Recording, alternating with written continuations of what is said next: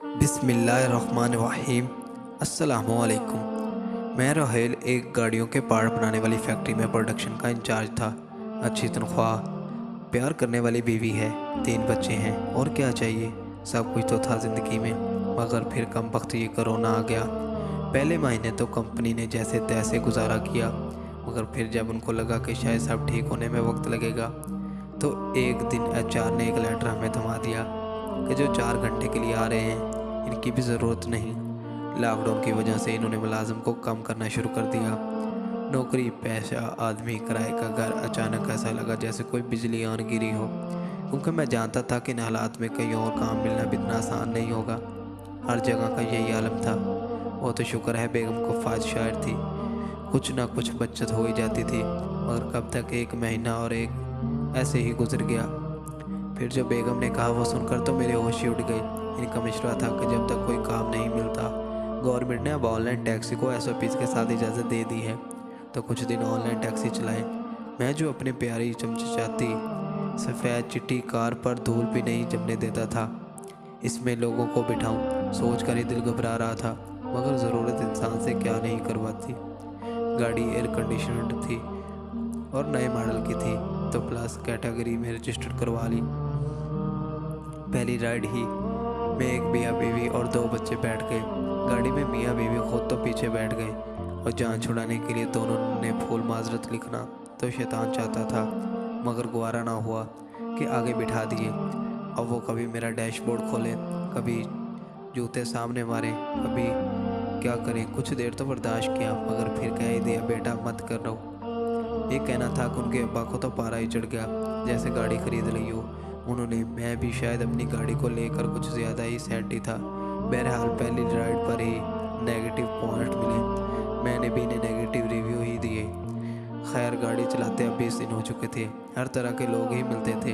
एक दिन तो एक लड़की बैठ गई, अपने भाई को फ़ोन करके ऐसे ऊंचा बोली जा रही थी कि भाई मैं बैठ गई हूँ, बस पहुँच रही हूँ, आपको लोकेशन और राइड के तफसीलात भेज दी है।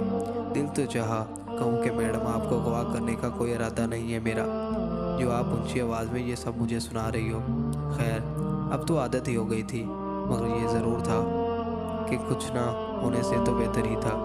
मुश्किलात ख़त्म होने तो कम ज़रूर हो गई थी। आज सुबह से दोपहर हो चली थी। मैं नागन चुरंगी पर खड़ा सोच रहा था कि या खुदा आज भाड़ा तो लग जाए। सुबह एक राइड मिली थी नागन की, जो मैंने घर से निकलते हुए की थी। तब से वही अगली राइड का इंतज़ार कर रहा था कि अचानक मोबाइल पर राइड रिक्वेस्ट आई। फ़ौरन मैं बताई हुई जगह पर जाने के लिए निकल गया, जो पीछे फ्लैट की ही थी। मैंने रास्ते में ही पूछ लिया था कि किधर जाना है। उन्होंने बताया कि तारक रोड। दोपहर के 2 बज रहे थे। मैं लोकेशन पर पहुंचा तो एक खतून नकाब के पीछे सीट पर बैठ गई। मैं भी एसओपीज़ को फॉलो करते हुए मास्क पहना हुआ था। जैसे ही मैंने बैग मर्द में देखकर पूछा, चलें? उन्होंने कहा जी चलें। तो आवाज़ सुनकर और आंखों को देखकर मेरे तो उस हाथ ही ख़त्म हो गए, उसान ही खता हो गए। दिल जैसे धक से रह गया। मेरे शब्बू, क्या ये वही शब्बू थी? मुझे बिल्कुल यकीन नहीं था। दिल को समझा रहा था कि नहीं, ये नहीं हो सकता।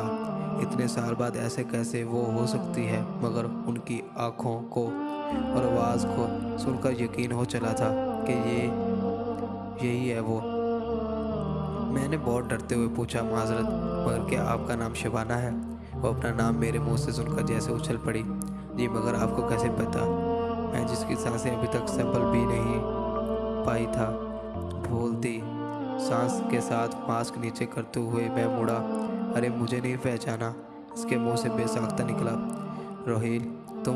अभी भी इसके मुंह से इतनी ही बेतकल्लुफ़ी अपना नाम सुनकर लगा। दिल आज खुशी से फट ही जाएगा। क्या क्या सोचा था, कभी मिलेगी तो खूब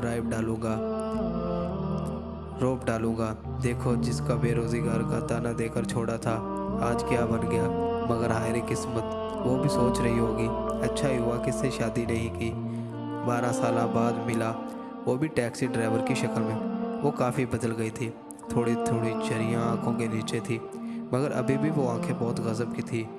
वो भी खुद को हैरानी के समुंदर से बाहर निकालते हुए क्या टैक्सी चलाने लग गए? ये सवाल मुझ पर एक निश्तर बनकर गिरा।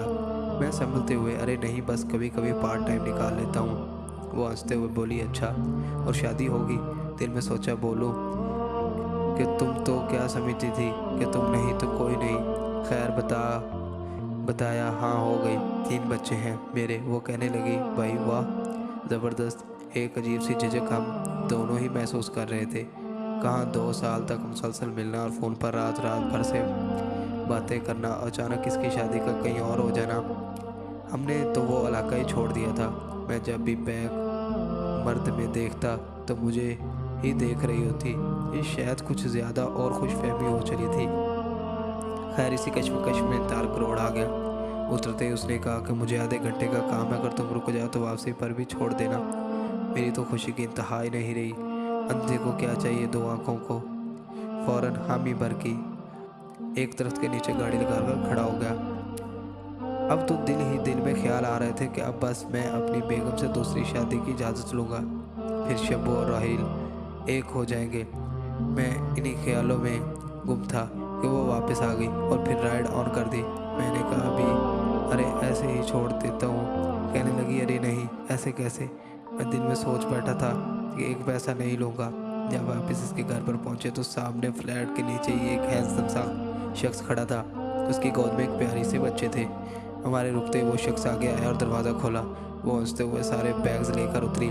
फिर उसने इस शख्स से मुखातिब होकर कहा, अरे फैसल, इनसे मिलिए, ये रोहील भाई हैं। ये हमारे पुराने मोहल्ले में पड़ोसी थे। और अपनी बेटी को कहा, बेटा सलाम करो मामू को। आए रे जालिम शब्बू, ये क्या कह दिया। एक बार फिर सारे अरमानों पर पानी फेर दिया। मैं तो क्या क्या सोच बैठा था। बहरहाल इस शख्स ने सलाम किया और पूछा, कितने पैसे हुए। मैं भी खुद सोचने बैठा था, एक पैसा नहीं लूँगा। अब 8 आने भी ना छोड़े और शराफत से वापसी पर बेगम को फ़ोन किया कि बिरयानी ला रहा हूँ, खाना साथ खाएंगे। दिल में एक किस्क थी कि मामू तो ना कहती। हाय रे कम वक्त इश्क। अब स्टोरी कैसी लगी कमेंट में ज़रूर बताएं।